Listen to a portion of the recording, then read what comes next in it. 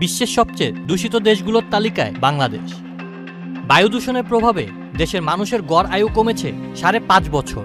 28 August যুক্তরাষ্ট্রের Chicago বিশ্ববিদ্যালয়ের energy policy institute প্রকাশিত air quality life index AQLI 2025 বার্ষিক হালনাগাদ প্রতিবেদনে এ তথ্য উঠে এসেছে। ধূমপান মানুষের গড় আয়ু 2 বছর এবং শিশু ও মায়ের অপুষ্টিতে গড়ে 1.4 বছর কমিয়ে দিচ্ছে। সেখানে শুধু বায়ু দূষণে গড় আয়ু কমছে 5.5 বছর। AQLI এর প্রতিবেদন অনুযায়ী বাংলাদেশ বিশ্বের সবচেয়ে দূষিত দেশ। এখানকার 16,68,00,000 জনসংখ্যার সবাই এমন এলাকায় বসবাস করেন যেখানে বস্তুকণা PM 2.5 দূষণের বার্ষিক গড় মাত্রা আন্তর্জাতিক ও জাতীয় মানদণ্ডের চেয়ে বেশি। এমনকি সবচেয়ে কম দূষিত শহর লালমনিরহাটেও বস্তুকণা দূষণের হার বিশ্ব স্বাস্থ্য সংস্থা WHO এর নির্দেশিকা অনুযায়ী 7 গুণ বেশি।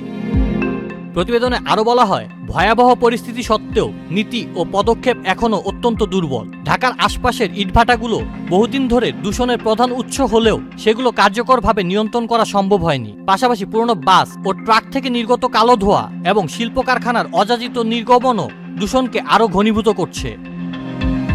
প্রতিবেদনে সবচেয়ে দূষিত বিভাগ হিসেবে চিহ্নিত করা হয়েছে ঢাকা ও চট্টগ্রামকে, যেখানে WHO এর নির্দেশিকা অনুযায়ী PM 2.5 কণার ঘনত্ব কমানো গেলে মানুষের আয়ু 6.2 বছর বৃদ্ধি পেত বলে উল্লেখ করা হয়।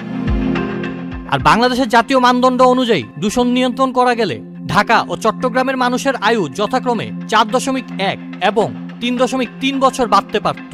গাজীপুর, নারায়ণগঞ্জ ও টাঙ্গাইলের মতো জেলাগুলোতে পরিস্থিতি আরও ভয়াবহ। এখানে WHO এর মানদণ্ডে পৌঁছাতে পারলে গড় আয়ু বাড়বে 6.5 বছরেরও বেশি। আউসাফুল ইসলাম আকিব, চ্যানেল আই।